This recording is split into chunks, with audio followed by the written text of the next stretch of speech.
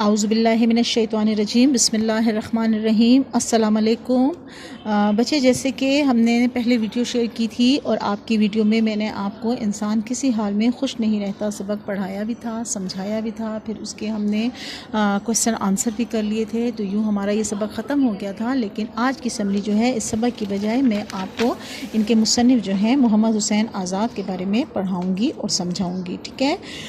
جیسے کہ ابھی میں نے کلاس لی اور اس میں نے آپ کو بتا دیا، لیکن جن بچیوں نے کلاس نہیں لی ان کے لیے تھوڑا سا یہ سمری کے ٹائپ پہ میں آپ کو پیش کرتی ہوں کہ محمد حسین آزاد ہمارے جو بورڈ کے ایگزام ہوتے ہیں یا ہمارے جو اسکول کے ایگزام، ہوم ایگزام ہوتے ہیں، اس میں معروضی سوالات آتے ہیں، اور معروضی سوالات اس میں آتے ہیں آپ کے جو مصنف کے حالات زندگی ہوتی ہے، زیادہ تر اس میں آتے ہیں۔ تو اس میں ہمارے پاس بہت سارے معروضی سوالات بھی ہیں، تو یہ تھوڑا سا میں آپ کو یہ پیش کرتی ہوں، آپ اس کو دیکھیں۔ محمد حسین آزاد ان کے بارے میں ہے کہ یہ 1830 میں پیدا ہوئے ہیں اور 1910 میں ان کی وفات ہوئی ہے، ٹھیک ہے؟ محمد حسین آزاد دہلی میں پیدا ہوئے۔ ان کے والد کا نام مولوی باقر علی تھا، جو اپنے دور کے بہت بڑے عالم تھے اور دہلی سے اردو اخبار نکالتے تھے۔ اب ان کے والد کا نام مولوی باقر علی تھا، جو یاد کرنا ضروری ہے MCQs کے لیے، اور اپنے دور کے بہت بڑے عالم تھے، یعنی تبلیغ کا کام کرتے تھے۔ دہلی سے اردو اخبار نکالتے تھے۔ اردو اخبار کا نام ہے، اردو جو ہے وہ اخبار کا نام ہے۔ ایسا نہیں ہے کہ آپ یہ سمجھیں کہ یہ اخبار اردو میں لکھا جاتا تھا، لکھا تو اردو میں ہی جاتا تھا، لیکن اس اخبار کا نام بھی اردو اخبار تھا۔ جس طرح ہمارے پاس مشرق ہے، جس طرح ہمارے پاس جنگ اخبار ہے، جس طرح ہمارے پاس خبریں ہیں، تو اسی طرح ہمارے پاس انہوں نے جو اخبار نکالا تھا اس کو اردو کا نام دیا ہوا تھا۔ آزاد نے دہلی کالج میں تعلیم پائی۔ شاعری میں شیخ ابراہیم ذوق سے اصلاح لی۔ شیخ ابراہیم ذوق محمد حسین آزاد کے استاد تھے۔ جب یہ شاعری کے شوقین تھے محمد حسین آزاد، جب یہ کوئی شعر لکھا کرتے تھے تو یہ پھر شیخ ابراہیم ذوق کو بتایا کرتے تھے، پھر اس میں کوئی کمی بیشی ہوتی تھی تو شیخ ابراہیم ذوق اس کی درستگی کرتے تھے، اصلاح کرتے تھے۔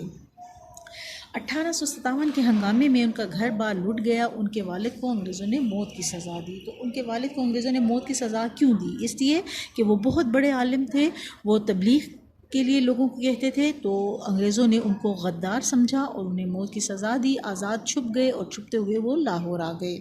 جب عام معافی کا اعلان ہوا، یعنی جب انگریزوں نے قابض ہو گئے اور پھر انگریزوں نے عام معافی دے دی سب کو کہ بس جس نے جو بھی کیا ہوا ہے ہم ان کو معاف کرتے ہیں، تو اس وقت پھر محکمہ تعلیم میں انہوں نے ملازمت محمد حسین آزاد کو مل گئی۔ گورنمنٹ کالج لاہور میں پروفیسر رہے۔ درسی کتابیں لکھنے کا کام ان کے سپرد ہوا۔ درسی کتابیں جو کورس سے ریلیٹڈ ہوتی ہیں وہ کتابیں انہوں نے لکھنی شروع کی۔ آزاد نے حالی کے ساتھ مل کر جدید مشاعروں کی بنیاد ڈالی، یعنی پہلے جو تھے مشاعرے جو ہوتے تھے وہ عنوان کے وہ مصرع طرح کی طرح ہوتے تھے۔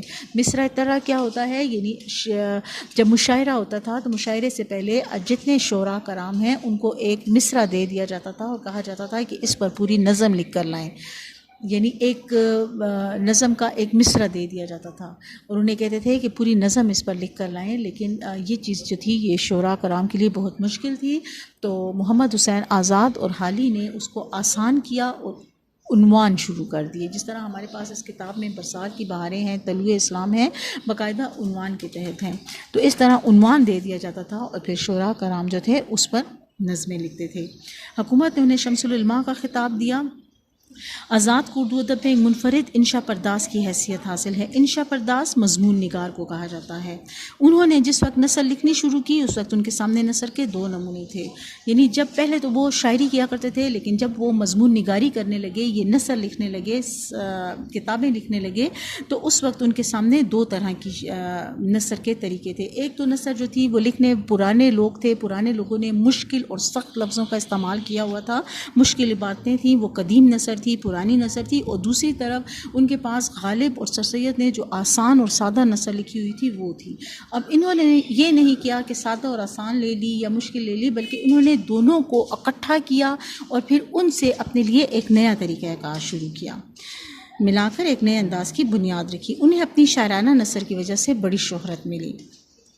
آزاد نے تنقید، تاریخ اور خیالی موضوعات پر بھی قلم اٹھایا ہوا ہے۔ تنقید یعنی دوسروں پر تنقید، اچھی بری رائے بھی دیتے تھے۔